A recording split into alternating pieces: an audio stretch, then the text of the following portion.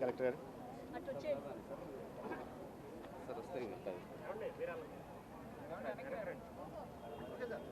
ఇవాళ ఏపీ శాక్స్ ఆధ్వర్యంలో హెచ్ఐవి పరీక్షల కోసం 10 మొబైల్ ఐసిటిసిలు ఇంటిగ్రేటెడ్ కౌన్సిలింగ్ అండ్ టెస్టింగ్ సెంటర్స్ని లాంఛనంగా ప్రారంభించడం జరిగింది.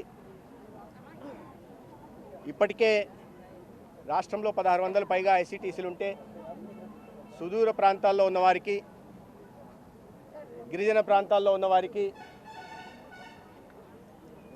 ఇతరత్ర ఆసుపత్రి దాకా టెస్టింగ్ కోసం రాలేని వారికి వారి ఇంటి దగ్గరికే పరీక్షల కోసం ఈ 10 ఐసిటిసిలను పూర్తిగా కేంద్ర ప్రభుత్వ సహాయంతో ఇవాళ ప్రారంభించడం జరిగింది.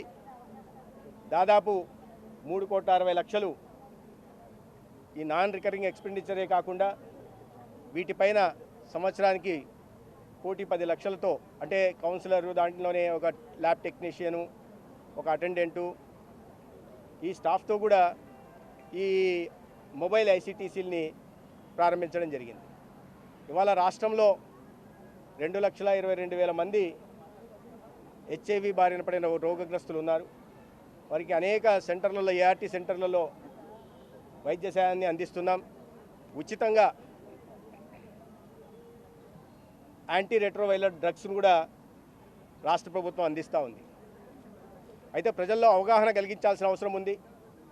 హెచ్ఐవి బారిన పడకుండా జాగ్రత్తలు తీసుకోవాలి.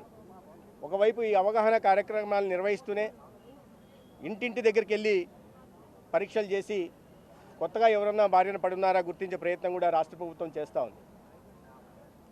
ఇంత పెద్ద ఎత్తున వైద్య సాయం అందిస్తున్నప్పటికీ ప్రజల్లో అవగాహన లేకపోతే కొత్తగా బారిన పడే అవకాశం ఉంది. కాబట్టి ప్రజలు వీటి మీద అవగాహన పెంచుకోవాల్సి ఉంది. ఒక సేఫ్ సెక్సు, తర్వాత ఏదన్నా బారిన పడినట్టు లక్షణాలు కనిపిస్తే ఆసుపత్రికి వెళ్ళాల్సిన బాధ్యత ఉంది. ఎందుకంటే ప్రాథమిక దశలో గుర్తిస్తే జీవిత వ్యవధిని పెంచడానికి అవసరం, లైఫ్ టైం పెంచడానికి అవకాశం ఉంది. కాబట్టి ప్రజలు ఈ అవకాశాన్ని ఉపయోగించుకోవాలి. ఈ ఐసిటిసిలు మన గ్రామానికి వచ్చినప్పుడు మోమాట పడకుండా, మాకెందుకు వస్తుంది అనుకోకుండా పరీక్షలు నిర్వహించుకుంటే ప్రాణాలని కాపాడడానికి అవకాశం ఉంది.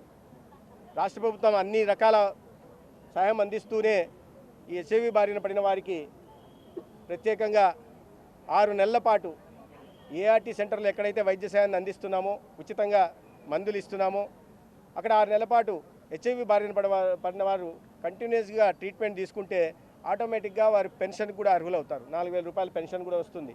కాబట్టి రాష్ట్రం ఈ రకంగా ప్రజల ఆరోగ్య సంరక్షణ కాపాడడం కోసం సంక్రమిత వ్యాధులు కానీ లేదా అసంక్రమిత వ్యాధుల నుంచి ప్రజల్ని కాపాడుకునే ప్రయత్నం చేస్తూ ఉంది. అనేక కార్యక్రమాలను ఇవాళ క్యాన్సర్ పరీక్షలు కూడా రాష్ట్ర వ్యాప్తంగా క్యాన్సర్ పరీక్షలు నిర్వహించడమే కాకుండా రాష్ట్ర వ్యాప్తంగా ఈ NCD 3O చేస్తూ, నాన్ కమ్యూనికబుల్ డిసీజెస్ 3O చేస్తూ ఈ హైపర్ టెన్షను లేదా డయాబెటీస్ బారిన పడిన వాళ్ళని కూడా గుర్తించి వారికి ప్రాథమిక దశలోనే గుర్తించి చికిత్స అందించి తర్వాత చాలా సీరియస్ అదే మూత్రపిండ వ్యాధులు బారిన పడకుండా, గుండె జబ్బు బారిన పడకుండా లేదా మరింత ప్రమాదకారైన క్యాన్సర్ బారిన పడకుండా కాపాడే ప్రయత్నం ఇవాళ రాష్ట్రంలో ముఖ్యమంత్రి గారి నాయకత్వంలో రాష్ట్ర ప్రభుత్వం, ప్రధానంగా ఆరోగ్య శాఖ జాగ్రత్తలు తీసుకుంటా ఉంది.